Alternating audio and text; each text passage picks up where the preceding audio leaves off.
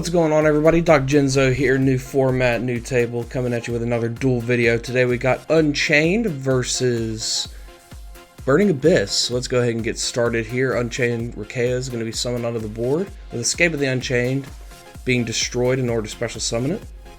Or whenever it is summoned, it can destroy something. And so it's going to destroy Escape. Escape's going to summon Sarama from the deck. Sarama's going to reset the Escape, destroying Rikeya, and then Rikeya is going to summon from the deck whenever it is destroyed. Unchained like to float here, people. We all float down here.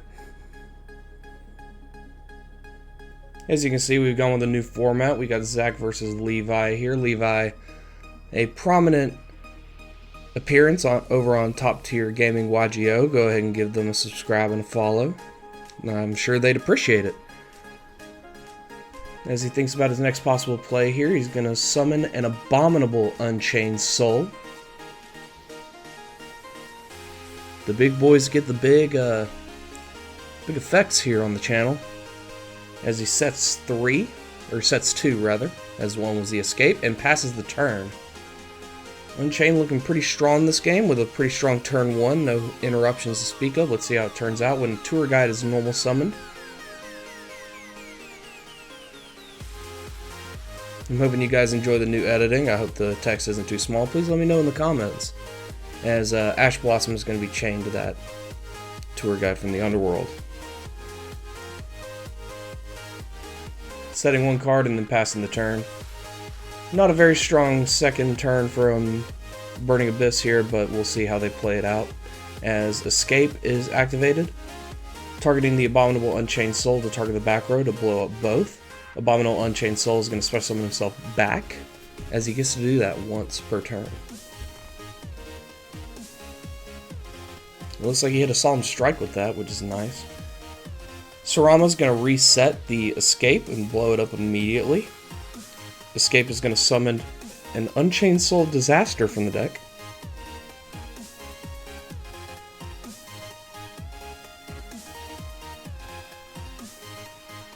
An Unchained Soul Disaster is going to get linked off, it looks like, into an Unchained Soul of Rage.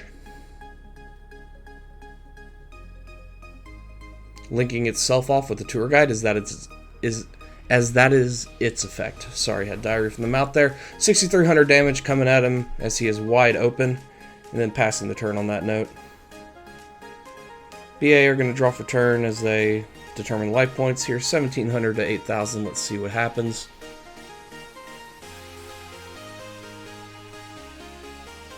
As Fiendish Rhino Warrior is going to be normal summoned. Skarm is going to be special summoned from the hand off his own effect. Imperm is going to target the Fiendish Rhino Warrior, so BA will then pop by their own effects, as Fiendish Rhino Warrior usually protects them, but since the effects are negated, he no longer protects them. Fiendish Rhino Warrior is going to swing into the Unchained Soul of Rage, and we're going to go to Game 2. Alright, folks, here we are in Game 2. Very quick Game 1 there. Let's see how Game 2 pans out. You see from the marker on this video, it can be a tad bit longer as we set 4 and pass the turn here.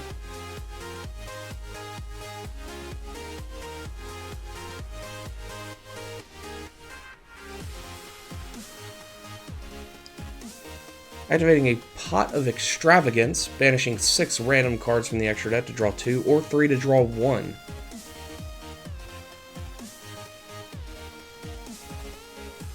Looks like he's going to opt to banish 6 to draw 2.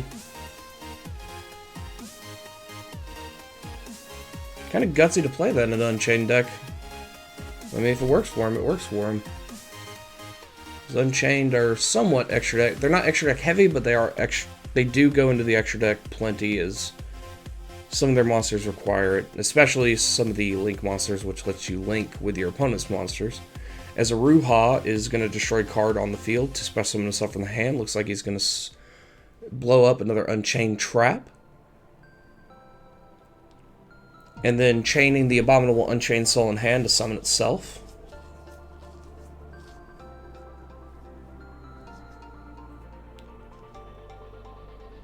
Strike is going to be responded to in the Abominable Unchained Soul's case.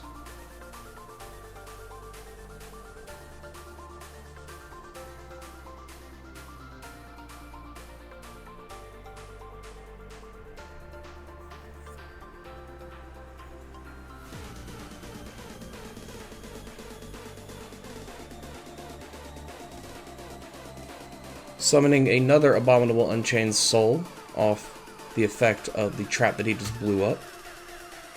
Abominable Unchained Soul's effect on summon, discarding a card to blow up a card. He hasn't declared target yet, but Torrential's going to be chained to the summon. So I guess he's not targeting that Torrential. Targeting that back row there. Fiend Griefing is going to be attempted to chain, but figuring out what all the Unchains do on the Burning Abyss player's side is it's somewhat new to him. He's just going to not really even attempt to resolve the Fiend Griefing here, as the chains are a bit confusing to him. Which makes sense, a lot's going on here. Uruha, since it was blown up by Torrential, is going to summon from the deck.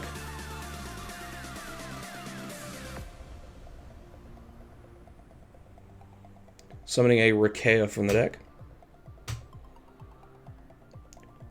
Normal summoning an Unchained Twin Sarama, as he still has a normal summon, using its effect to set an Unchained card and then pop a card.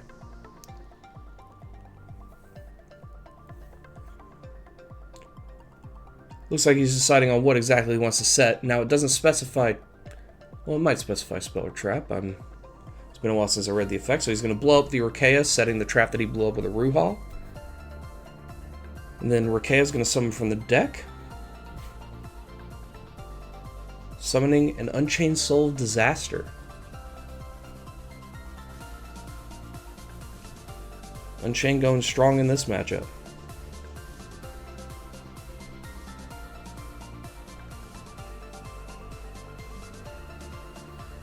It looks like he's going to swing with both those monsters. Set 2 more and pass the turn.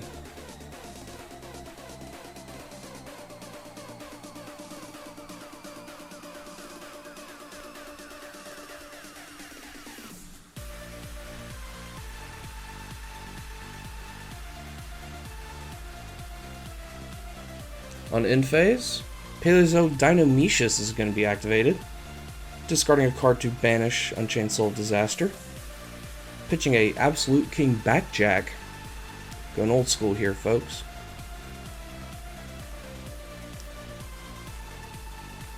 Drawing 3 cards, it looks like. Or using Backjack's ability to stack the deck, rather.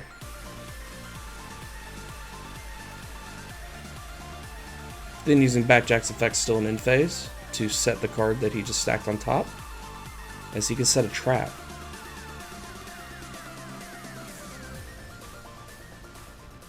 Drawing for turn.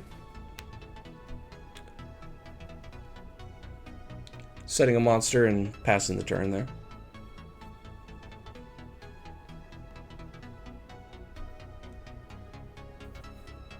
Any responses on end phase, Escape's going to be activated, targeting the Sarama and targeting the back row to blow them both up. Since Deinonychus is just set, it cannot be activated, so Sarama is going to summon from the deck now, since it was blown up, summoning a Rikea.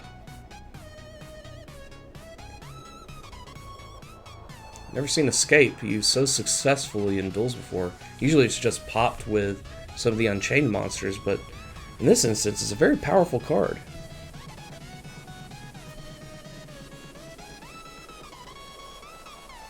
Smart move of him as well to go for the trap, as he knows it banishes, and that gets around his floating.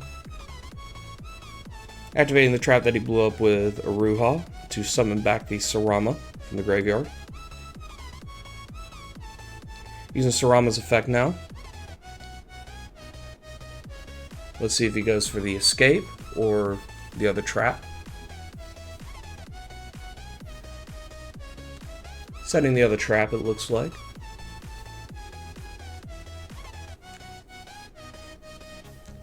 And blowing up the Rikea off the Sarama. Rikea is going to summon a Ruha from the deck.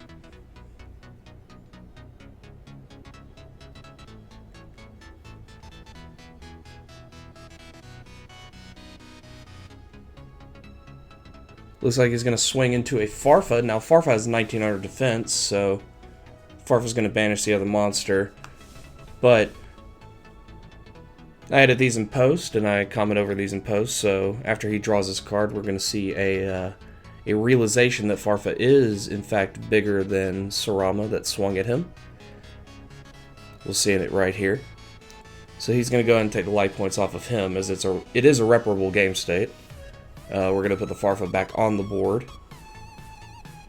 And he's going to take the 400 damage from hitting into Farfa's big, thick wings, as it were. And no banishing will be done today.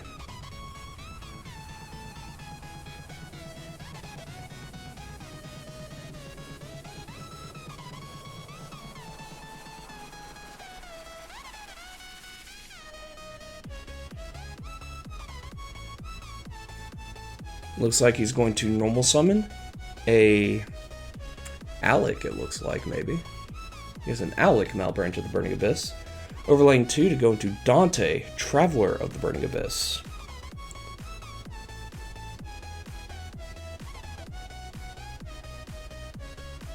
Milling 3 off Dante's effect, detaching, looks like it's Alec.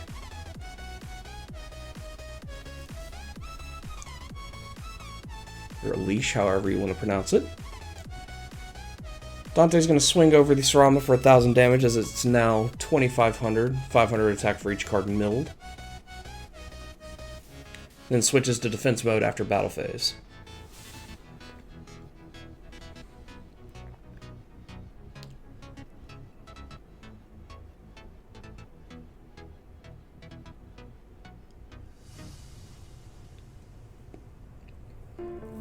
On end phase, Chamber of the Unchained is going to be used.